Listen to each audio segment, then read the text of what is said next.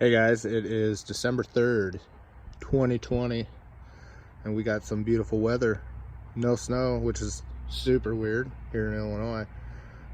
I bought a new toy that I gotta show you guys. We're gonna check it out. I just got it hauled home today. I bought it probably a month and a half ago. Unfortunately, a day after I bought it, the guy's wife passed away. Well, I wanted to give him a little time before I went out and messed with it, let things cool down. There she is, Allis Chalmers HD5. I'm not sure what year it is, but at $500, I didn't really care. It's got an excellent undercarriage. It's got good sprockets. Both rollers are good. Great idlers. The rails are good on the track. I popped the final drives open, and they both had oil in them. But it's great. I mean, a lot of times this equipment, they like to leak. We'll see how many hours she has. She's got 69 hours, so it's basically brand new. Actually, the guy approached me when I was doing that farm work. He lived just down the road, asked me if I wanted to buy it. And I said, well, yeah, no, I made him an offer on it, and he wasn't having it. It needs a seat, just like the old kitty cat does. This one's much worse than the old kitty cats.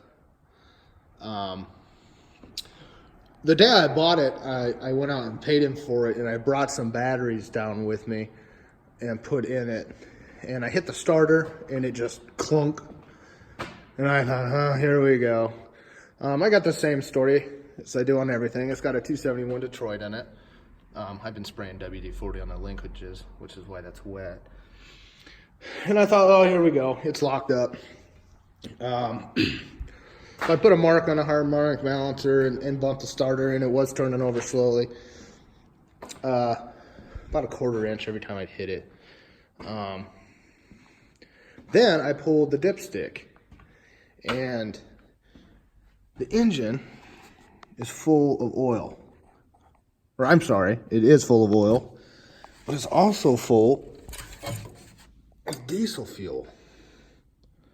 I mean, just plumb full. I mean, you can smell it. It smells like old kerosene. I'm not sure what I got going on there, but that's not good. Also, another thing, they said it leaked a little water, and he didn't know where it was, where it was leaking. Well, it's not putting it in the oil. He did know that. Wasn't sure. I got looking at it, and I saw on the front of the head, I don't know, right there. See that silver stuff? What that is? That's JB Weld. So I'm thinking she's either got a cracked head. They've got it shoved up under that thermostat housing there. So I don't know. Maybe I get lucky, and maybe it's not a crack in the head. Maybe they just didn't want to replace the gasket. I don't think that's the case, because they have monkeyed with this a little bit.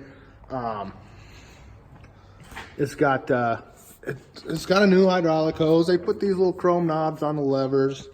The guy said it had been sitting for I can't remember what it said, 2 or 3 years.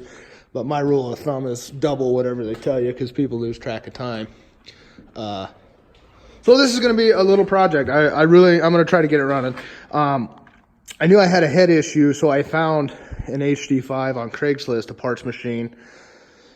I actually went down there. They said they didn't have a motor for it, which was fine. But it was a regular dozer, not a Traxcavator. And it had grouser pads on it, and I wasn't thinking, it's like an hour and a half away. The grouser pads off a dozer won't go on a loader. They're much wider, and the whole the set of tracks themselves on a Traxcavator are longer. The issue you get into is there's not much clearance there. So yeah, it was kind of a bust. There really wasn't much left of the tractor of really what I could use. But I did get lucky. The motor that he had, the block was trashed. Long story short, he bought it for a parts tractor for another one, and he took the head down and had the head rebuilt and sold it to me for $100. So I got a fresh head for this old girl. So we're gonna pop her apart and we're gonna see what exactly is wrong with it. So I'm gonna keep making some videos on it as I go along, and hopefully you guys can give me some help when I get going on it. But we'll see. It'd be neat to get her going. Be a fun little toy. I need something smaller that I can take out into other, just certain areas. That cat is just, that 977 is just too big. If you haven't seen my videos on it, check it out. They're kind of cool.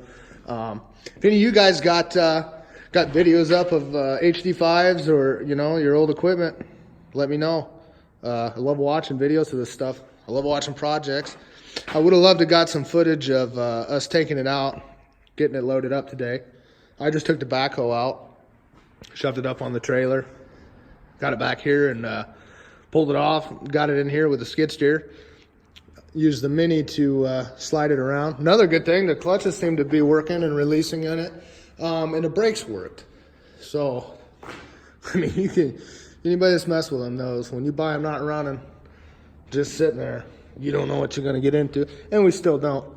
But I think it's worth messing with. So we'll talk to you guys later on.